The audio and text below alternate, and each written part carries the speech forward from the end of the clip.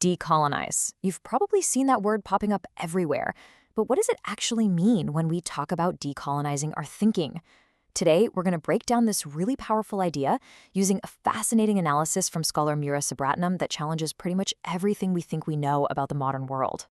All right, let's just dive right in with a massive question. What if the entire story we tell ourselves about modernity, the one about progress and freedom, what if it's missing like half the picture? The work we're digging into today challenges us to ask what crucial parts of the story have just been completely left out. Okay, so this really gets to the heart of it. On the left, you've got that familiar, almost heroic story of modernity. But on the right, we see its shadow self. For every story about the spread of democracy, there's a hidden history of dispossessing entire peoples. For every step of industrial progress, there was the construction of a racial hierarchy. And this isn't a separate story, it's what's known as colonial modernity, where the progress for some was literally built on the subjugation of others. So you gotta ask, right? Why is this shadow story so often ignored? Well, the central problem identified in the source is that our fields of study, the very disciplines that are supposed to explain the modern world, have this huge colonial blind spot. And look, this isn't just some minor oversight. It's a huge foundational problem that kind of breaks down into three parts. First, our big theories have basically erased the history of empire. Just poof, gone. Second, and this is crucial, that matters because empire wasn't some side plot. It was the foundation of the modern world.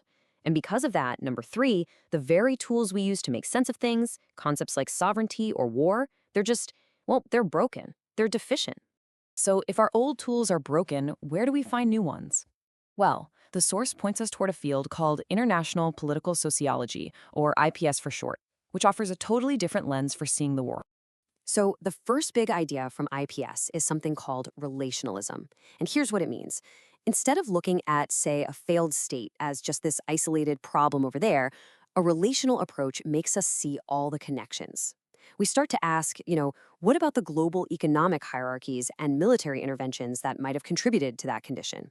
It's all about connecting the wealth here to the poverty there. All right, next up, we have intersubjectivity. This is all about taking ideas, really powerful ideas, seriously. Think about phrases like the white man's burden or the standard of civilization. I mean, these weren't just words, right? They were justifications that shaped real political actions, that legitimized violence, and that built entire global hierarchies. And the third tool in the kit is historicism. This one is all about a commitment to getting into the weeds of history, to seeing how imperial power actually worked day to day, with all its complexities and contradictions, rather than relying on some simplified, clean version of the past. So when you put it all together, IPS gives us this incredible new toolkit, right? We can see the hidden connections, understand the power of ideas, and dig into real history. It seems perfect for the job. But, and this is a big but, is just analyzing the problem the same as actually solving it? And that's where we get to the absolute core of this whole thing. See, decolonization isn't just an academic framework or a buzzword. It's a political project, and it's one with really deep historical roots in actual struggle. This quote right here from scholars Eve Tuck and Kei-Wen Yang is so powerful. Decolonization is not a metaphor. It's this critical reminder that when we use the term just to talk about ideas, we risk ignoring the concrete, real-world demands at its heart, like the return of land and sovereignty to indigenous peoples. This whole project grew out of real, historical, anti-colonial movements that focused on three central themes. First, a powerful critique of the exploitative economic system of empire. Second, just relentlessly exposing the hypocrisy and the violence hiding behind the West's claims of liberal humanism. And third, a fight for cultural survival, to recover histories and languages that were actively targeted for erasure.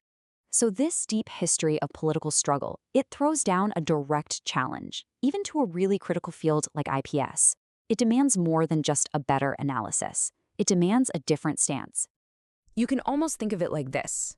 IPS is brilliant at deconstructing power from the top down. It maps out all the subtle, almost invisible ways that power reproduces itself in our everyday lives and our institutions. The decolonial tradition, however, offers a completely different vantage point. It's not just about how power works, but about the experience of fighting against it. It centers the perspective of those engaged in that raw, concrete struggle for liberation.